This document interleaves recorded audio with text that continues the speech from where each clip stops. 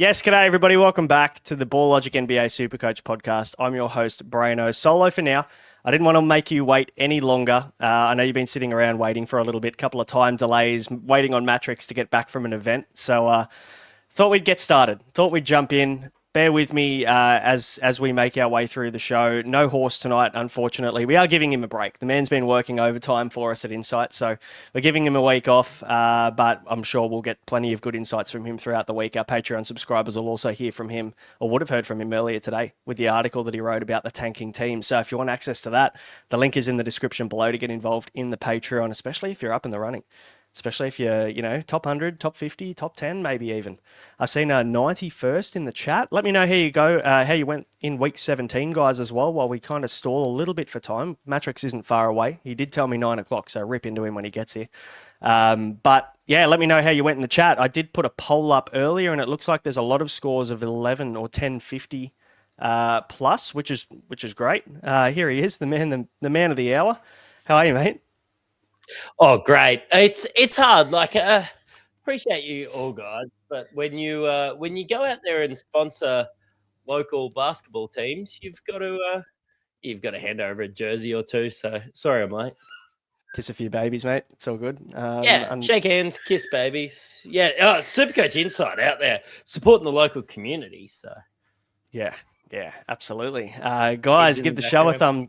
Yeah, it's chaos. Sounds like chaos over in the Matrick household, but yeah, good times. Guys, today, of course, we're previewing week 18, so plenty to talk about. Oh, I love a feature of a kid on the show as well. Theo, how did he score this week? I reckon he would have scored better than Dad, which wouldn't have been hard. I beat you. Fuck. Yeah, you did. I'm a beast. 1,030. No. Theo did just want to come out and see Dad because I just got home. So that's fair. Sorry, guys, but yeah, no, it was pretty good. Did you get red arrows too? Yeah, right. This is a good night for me to turn up. Yeah, I bet it is. You know what? It's an even. It's a great night for Horse to have a night off because he would have got the clown wig this week. So, really? Fuck! Yeah. No wonder he did. Oh, hey guys, I just saw my score come through. I can't be there. Yeah. So look, honestly, if there's one person I'm hoping doesn't get red arrows, it's Horse, considering how high he is in the rankings. So hopefully he can bounce back again next week. But we are here to talk week 18. It will be a bit of a shorter show. Of course, we are starting this one a little bit late, and family and things going on in the background. So bear with us. We'll give you 30 of our best, I think, tonight to try and work out what you can do this week to attack week 18. Of course, the schedule is changing rapidly. We've got some 4-game week slates coming up. There are a couple of teams that are definitely standouts in that schedule as well. 10-27 for you, Matty, very quickly. Who is the winners and losers from that? Okay, so I don't want to sound like I'm an absolute nuffy, but I did accidentally Captain Jokic. So should have been a bit higher. I did bring in Wemby this week. I actually optimized team, and I'm still sitting there with Cooper Flag in there in the bottom. Everybody who follows my articles would have found out that I was sorry, I'm still logged into last night's SuperCoach thing. But yeah, I did carry Jalen Johnson, which was probably a little bit of a nuffy for me. Yeah. His I didn't even get pretty well. I didn't even get his score drop out because Donovan Mitchell obviously only played the one game and got 19. So, yeah, I had to cop Jalen Johnson's 24. I also had to cop Zion 61. He missed a couple of games last week as well. Questions up in the air around whether Zion plays this week. And then Thompson also sat some games. It was just it was a bit of a shit show really last week. And it will probably continue to be like that for the remainder of the season. Just being able to identify tanking teams and having a look at, those teams that are still competing deep into the NBA. Matty? It's so rough to try and get it right when it comes to tanking teams, which will probably be a bit of a theme of this show. It'll just be stay away from teams that you think are tanking unless the player isn't good enough to impact winning, which I know is such a tough thing to go by, but yeah, I think that's probably going to be a little bit of a theme. So I agree. I'd Cade Kevin Porter Jr. all get hundreds. Kevin Durant, 131. Şengün, 115. Wemby and Jokic, all over 100.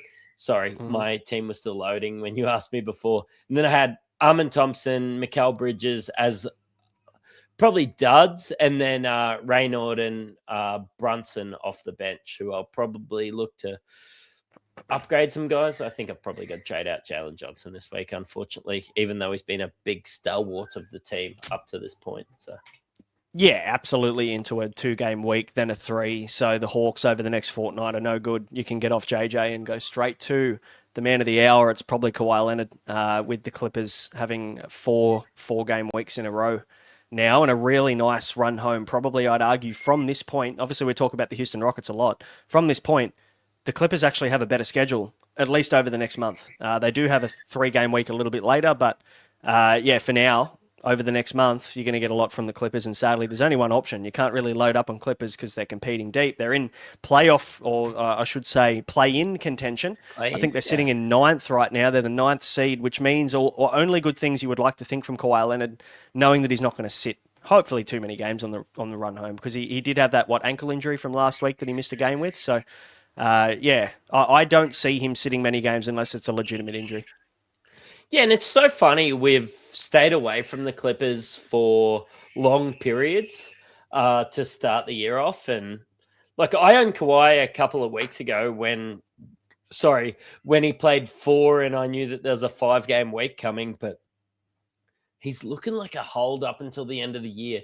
Like, again, we talk about tanking teams. This is a team that's trying to make the play in, and Kawhi's not their only good player. There's other good players there, but they're easily streets ahead their best SuperCoach scoring player. So he's probably the only must-have in that team now that Zubac has got traded too. Yeah, that's right. Exactly. I mean, it's hard to get a gauge on what they're doing. They don't own their first-round pick this year, so there's no need to tank or point in tanking, which is what you want, right? So we'll talk about the tanking teams tonight, which teams to avoid. We'll talk about the most popular trade-ins and trade-outs and the schedule, and of course we'll give you some captaincy options as well over the next 20 to 25 minutes. Mate, instead of talking about last week, I think everybody would have seen Jalen Duren. Yeah, he was great. Luka, of course, was a very popular captaincy option. KD was good. Jared Allen, I'm going to claim this one because I think 3 weeks ago, I said, watch out for Jared Allen when James Harden is going to Cleveland. One time I said Jared Allen was good. No, I'm joking. Yeah, twice. But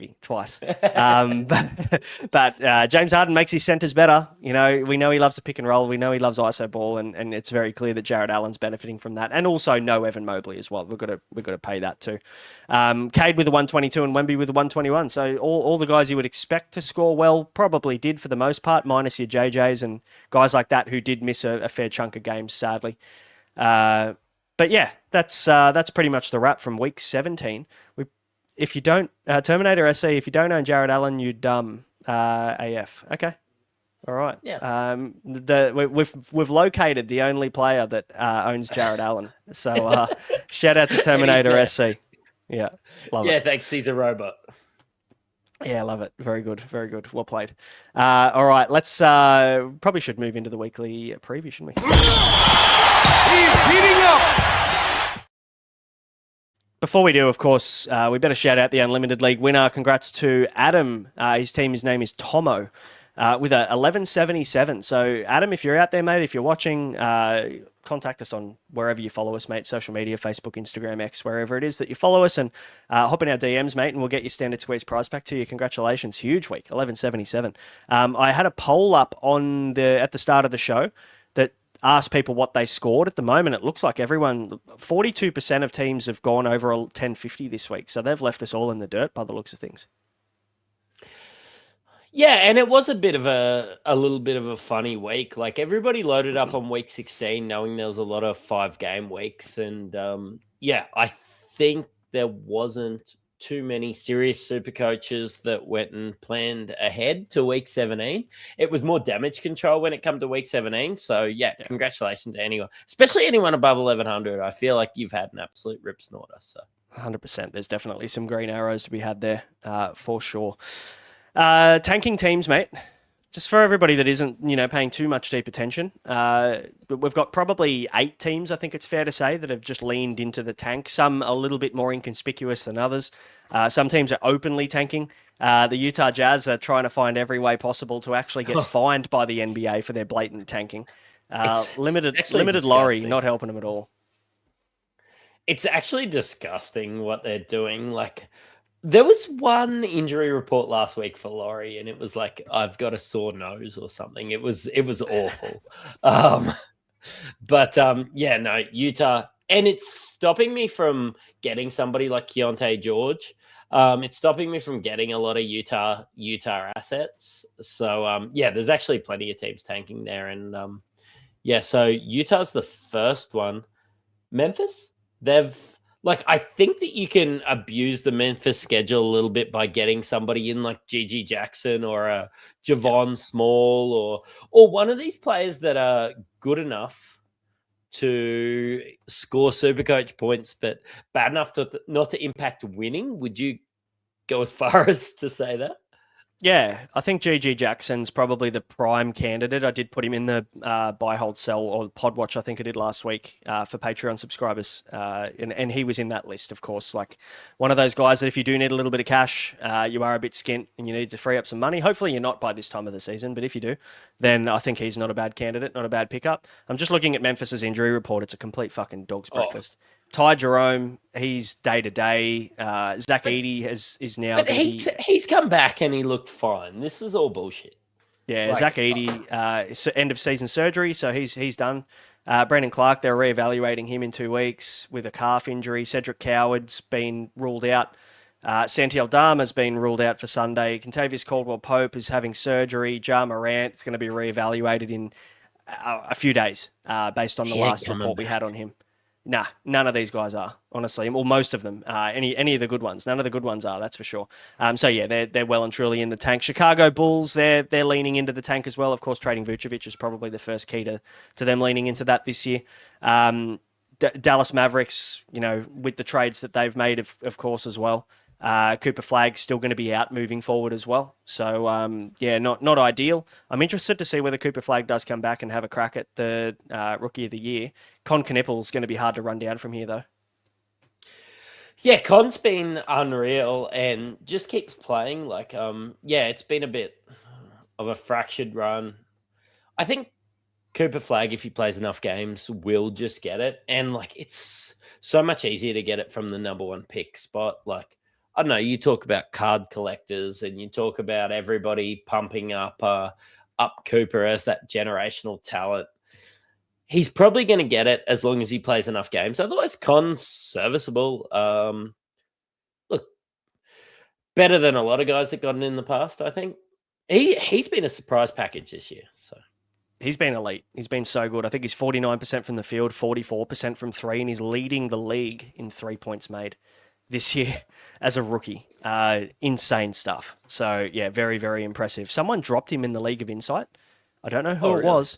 Yeah, but I picked him up about a week and a half ago during the All-Star break. Someone dropped him. I thought it was the most ludicrous drop I've ever seen in a league where we're all supposed to be content creators. I thought that was wild. Brooklyn Nets, don't go near them. Very, very obvious tanking team.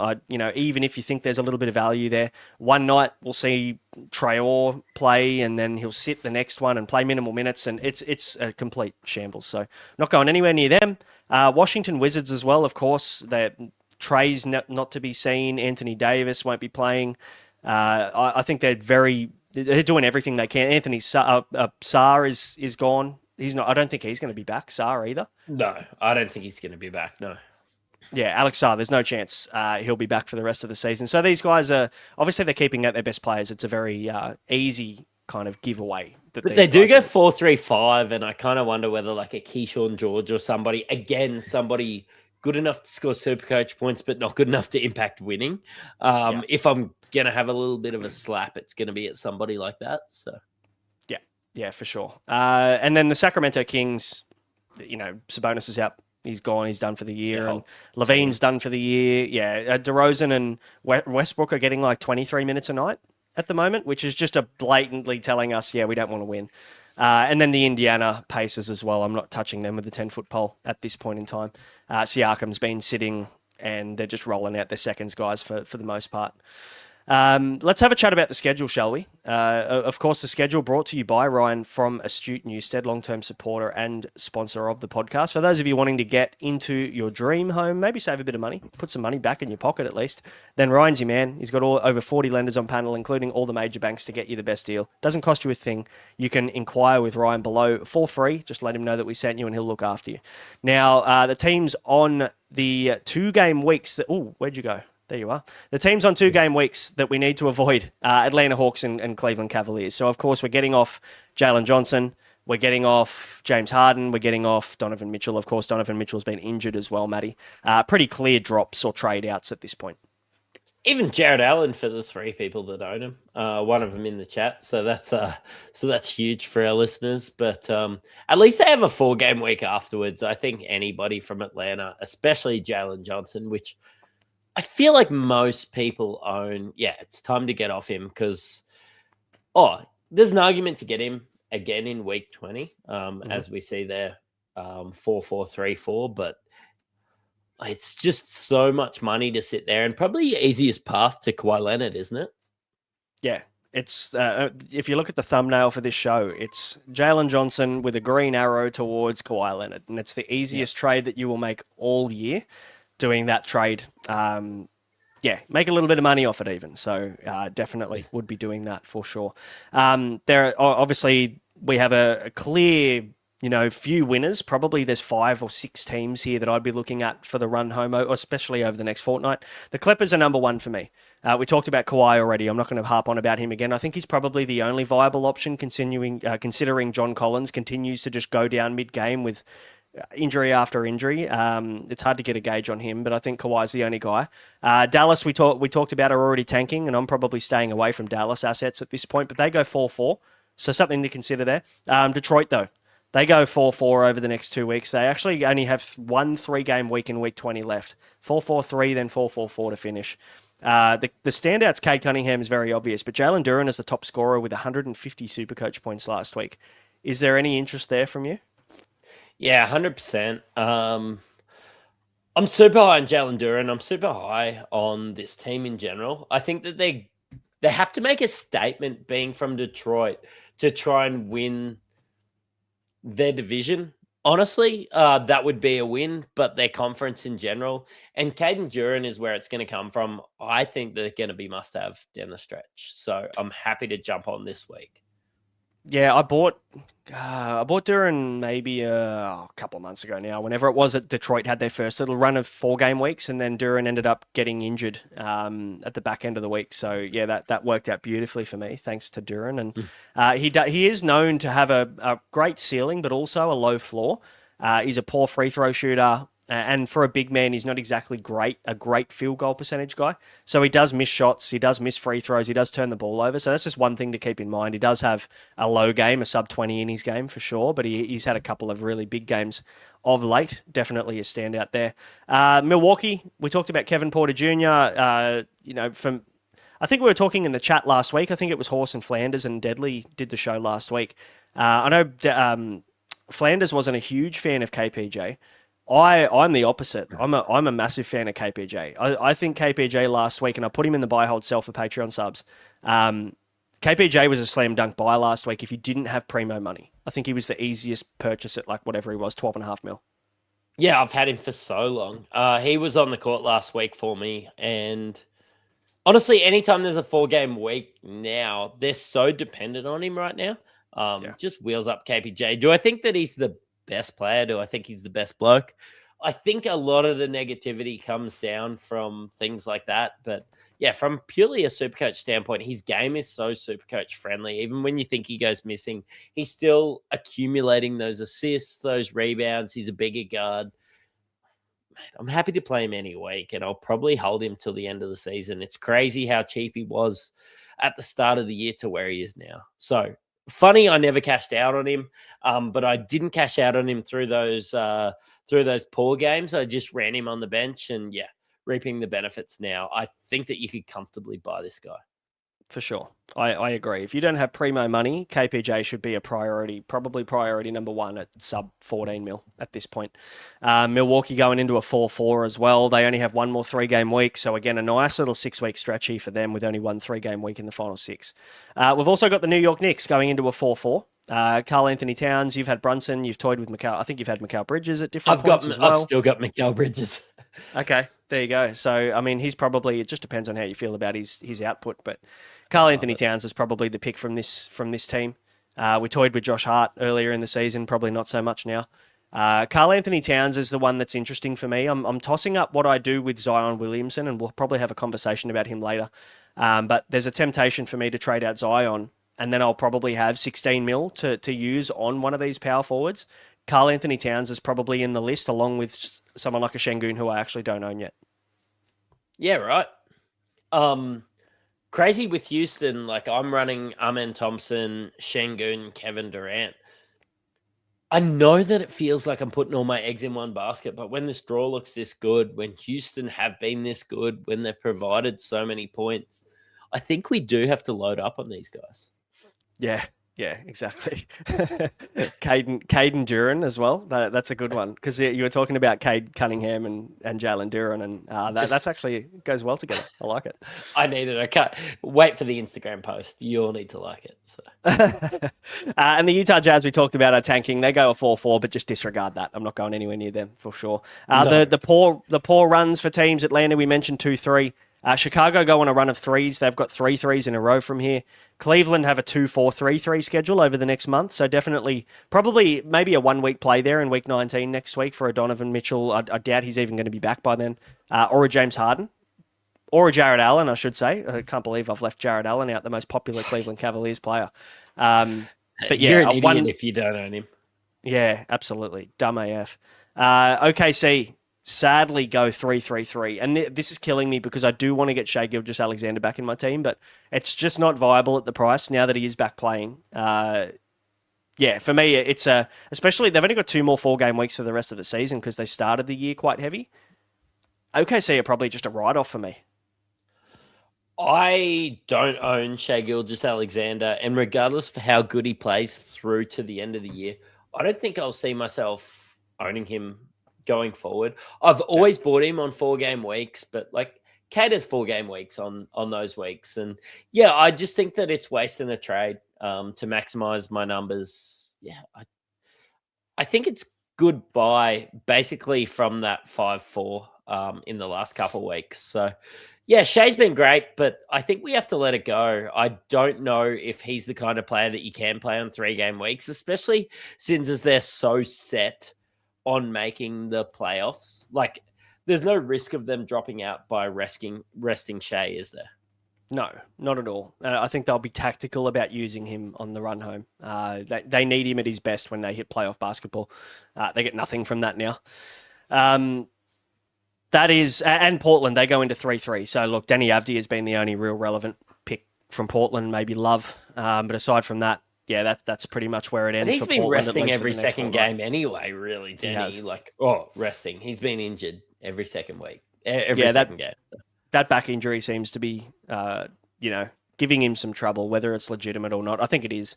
But yeah, regardless, like he would be a great pick, and he was a guy that I loved at the start of the season. But yeah, not for me while he's sitting every second game, for sure.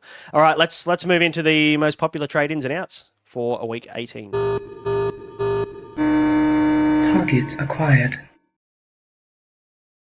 All right, number 1 on the list is Kawhi Leonard. 33.7% of the top 5% of teams are getting him in. I would search top 1%, but the app is wigging out for me at the moment and won't give me the numbers. So top 5% we're working with for tonight. Kevin Durant, number 2 at 20%. Both very, very easy lock and load picks. My question to you is it that important to get on Houston now going 4-3, or would there be more of a viable option in going these 4-4 guys and then worrying about Houston once we get to week 20? I think if you already have Amen and let's say you have 2 of their big 3, you could probably wait a week. I know a lot of people are loading up, but you could probably wait a week and just focus on getting Kawhi and focus on getting a couple of these other guys. I personally made the decision weeks ago to have 3 of these guys, but I don't know if now's the week to get your third. Yeah, that's a good shout. It's probably good advice. I've got one. I'm looking at getting another, just in prep for the run home. But I'm definitely not going to get both Durant and Şengün. I'm going to need to make a decision on whether I get which one of those I get. KD's been fantastic though. He is owned by 70% of the top 5% of teams. Şengün owned by 70 as well. So they're exactly the same ownership. I'm really interested to see which way you lean between these two, because I went and got all 3 one week so that I didn't have to make that decision. But what are you leaning towards? At the moment, KD. I feel like Şengün's got a ceiling, but he also has a floor. KD's taking a lot of shots. No Jabari Smith Jr. for the Rockets at the moment. I think he's going to be looking at a return late this week. So maybe there's a couple of extra games there. I mean, KD's the guy, so it doesn't really matter who's in or out. Like, he just gets his shots. But at the same time, I'm looking at KD, and he's just so solid and consistent. Like, he's putting up 28 to 35 points a game. Some games he's going to be relatively inefficient because he's taking so many shots on volume, but I don't know. I've just seen games from Şengün where he just checks in and out of games. Like, he just goes missing for like a half. And you look at the stats, and he's got like 10 SuperCoach points at the half. And you think, fuck, why did I buy this guy for? And then the next game, he goes and gets a 40-point triple-double. Like, he's just so up and down. He's like, for those NRL fans out there, he's Reece Walsh of the NBA SuperCoach. Oh, he doesn't have that much upside. But yeah, no, I'm hearing you. Yeah. Jaylen Brown is the third most purchased player, mate. Interesting one. Of course, Boston go 2-2 as far as I'm aware. No, they go 2-1. They go, 4-3. Yeah, very choppy schedule. Not sure I'd be looking at Jaylen Brown. I mean, he did put up some good scores last week, Matty, but keen or not keen? I think if you didn't buy him last week, I'm not that keen this week. It's schedule dependent, but the schedule isn't that good when you go have a look at it being 4-3, 4-3, 4-4. I believe these people would be committing to holding him till the end of the year, but I don't think Jaylen Brown's must-have. So if you want to tinker around with your team and you don't believe in Jaylen as much, I'd probably let this one go through to the keeper. Like, Durant is, for the same price, is so much better than this guy. Also, Amin Thompson, also Alperen Şengün. Like, I know we've chatted so much about Houston, but I'd rather hold 3 of these guys than Jaylen Brown being one of them. So, yeah, that's fair. I'm in the same boat as you, I think. Kevin Porter Jr., fourth most purchased. We've already talked about him. Big fans if you need a cheaper option. Luka Doncic at 5. At the moment, there's still 15% of the top 5% of teams that don't own Luka. Probably 15 inactive teams, to be completely honest. I think he's been a must the last 2 weeks with their schedule. I think he is, and we'll talk captaincy soon, but he is probably the standout captaincy option again this week with Jokic on a 3. I just think you need him. Anything to add? Honestly, like, any time this guy plays 4 games, he needs to be rostered. It's so choppy. It's exactly the same as Jaylen Brown's schedule. But if you're going to captain Luka, I'm cool with it. Why I'm so negative on Jaylen Brown is I'm never going to captain him. I'm not going to captain him this week, especially when Luka is playing at the level he's playing. So I can comfortably say I am never going to captain Jaylen Brown. On the I record, just didn't want to say I will never captain because somebody will dig it up and make a TikTok saying that this guy is a fraud when it comes to me. So yeah, I never want to say never, but yeah, look, I'm never going to this year. So yeah, exactly. Cade number 6, Şengün 7, Towns 8, Victor Wembanyama 10. They're all pretty well owned. Cat's the pod, 31.4% owned in top teams at the moment. So I don't mind the cat shout if you're looking for a bit of a pod. He does, again, he's a very like Şengün, checks in and out of games, but does have that ceiling. So I'm here for that. I'll look at his matchups. They've got Toronto, OKC, Denver, Lakers. So a bit of a choppy week. Couple of tough matchup against OKC. Probably a tough matchup againp Jokic. But then not too bad either side, Toronto, Lakers. Yeah, I like Toronto and the Lakers matchup-wise for Karl Anthony Towns. I genuinely think against somebody like Denver, they'll probably try to take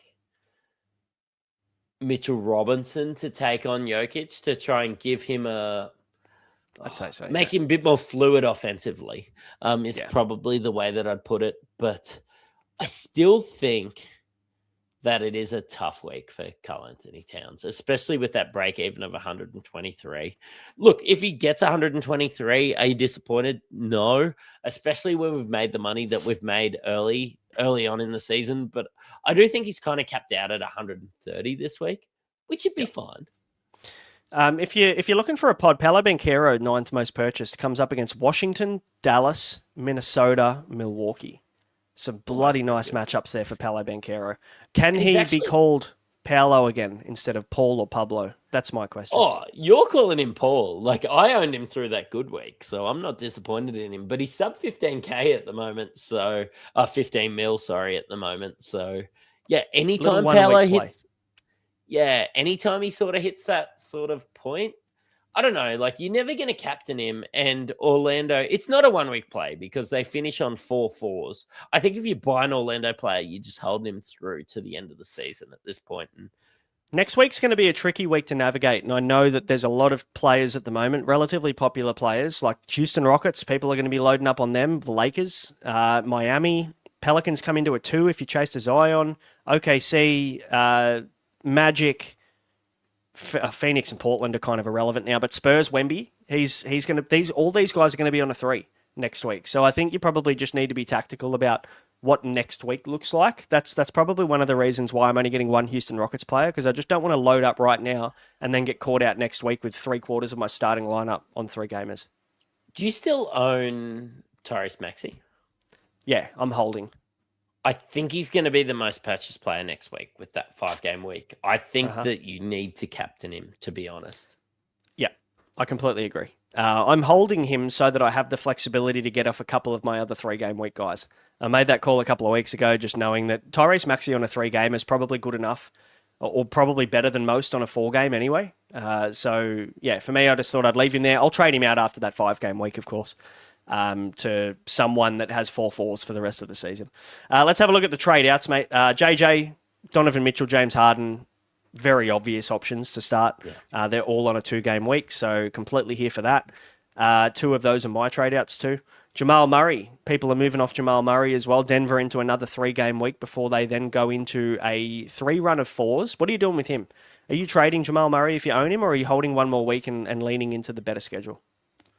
I'd probably just hold 1 week at this point, and unless you're really chasing somebody and you really need that cash, I think he's a hold through this week. Like a 3-game week isn't that bad, and I think a lot of teams would be able to afford, especially in that position where there's been a bit of gold, you'd be able to afford to bench him this week. Like I'd play a KPJ over Jamal Murray this week. For sure. I do think that you probably should hold him. I think Jamal Murray to Luka Doncic is probably the only viable trade. If you're making that trade, I can 100%, I'm all for that. Or if it's Jamal Murray to Cade Cunningham. Those are probably the 2 that I'd go, yeah, I get it. But aside from that, I'd probably just do my best to hold. I think Denver coming into a few nice games to finish the year. Zion Williamson, I want to know what you would do if you're a Zion owner, because I took a punt on him as a pod last week. Obviously didn't pan out. Are you cutting the rope now and just going, fuck it? Like, Pelicans don't have their 1st-round pick, so of course they're not just going to sit him for no reason. It must be a legitimate injury, ankle injury for him. What are your thoughts? My problem is I don't want to bet on injury. And yeah, if somebody's not injured, I'm not going to bet on them getting injured, but the injury's already there. There's a 2-game week. The couple of 4s, like there is teams like the Clippers that have 4s through that period as well. I'd rather own. I know that you said not to buy John Collins, but I would rather own John Collins than Zion through that period. So, yeah, okay, fair enough. I get it. At the same time, it's like, who do I go to? How much cash do I have? I think there's a few. It's not John Collins. I think Paolo or somebody like that is the play. Yeah, Cat, Paolo, Şengün, whoever it is that you don't have potentially there. Look, Toronto might even be a good get, really, with that draw. So, And Chris Gray in the chat makes a good point. Trey Murphy returned today. DeJounte's back last week. There's more mouths to feed now in New Orleans. So whilst they won't compete with Zion's minutes and they're not going to get in the way of Zion's minutes, this is still Zion's team. Let's not get it twisted. But at the same time, how's his body going to go? He's been through he's played probably the most games this year out of any season in the last probably 4. So how's his body going to hold up on the home stretch? And he looks all right, but he's got a current injury. Like, that's what I can't get away from. He's got a current injury and he's about to head into a 2-game week next week. Yep. I think if you see a sinking ship, maybe you need to jump off. So. Last sell on this list, Amen Thompson. People are done with him. Obviously, sat a game last week. I think this is an overreaction. I think if you got Amen Thompson, you would have had him probably 8 weeks ago, and you probably had him knowing that you were going to have him for the whole run home. Nothing's changed for me for the most part. He had a really good game the other day too. So I think that people are overreacting here personally. What do you reckon? Yeah, Armin Thompson's definitely a role, and have a look at this schedule up on the screen. Like, that is the kind of guy that would scream a buy most, honestly, 90% of the time. Like, even if you just consider him the third best player in Houston, he's still a buy. So, especially at 14 mil, sorry, just hold on to him. So. He has kind of cooled down a little bit though since week 15. He hasn't had a score over 30 since then. So, he's had 3 very quiet weeks in a row. So I'm interested to see what this all looks like. I know Reed Shepherd's taken a bigger role in the offense now. He's been into the starting lineup as well with the men. So yeah, interested to see what that all looks like. But I think you've got bigger problems. If he's your biggest problem, you're doing pretty well, to be completely fair. Alrighty, let's move into captaincy for week 18. Are you ready, kids? Aye, aye, Captain! I think there's 5 standouts. I think it's Luka, Cade, Jokic, Kawhi, Wemby. Anyone I'm missing? Honestly, I would make that list a bit shorter. The way that SuperCoach has scored with Jokic and Wemby.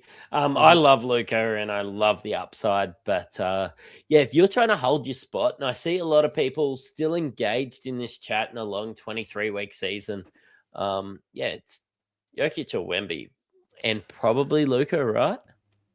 Yeah, I think Cade's a bit too risky. And 2.2% of people have him as a captain. At the moment, it's 47% for Luka, 35% for Wemby, 12% for Jokic, which I actually think is really interesting. People looking for the 4-game upside. Realistically, though, honestly, 12% captaincy Jokic, I don't hate it. It's only 3 games, but we've seen him go 40 to 50 plus. He could score 150, 160 on a 3-game week. At 12%. Yeah, we can. It is a big pod. I still would. Wouldn't you prefer Wemby over a 4-game week still? I'm never going a 3-game week Jokic, for the record. No. I'm always taking a 4-game week upside guy. Yeah, people in the chat are saying Jokic is playing Utah as well, which is a huge draw card. But what's his upside? 56 in that game, and then a couple of 50s. I'd rather take the upside in a Wemby, or could be a blowout too. Could sit most of the second half realistically. I don't know.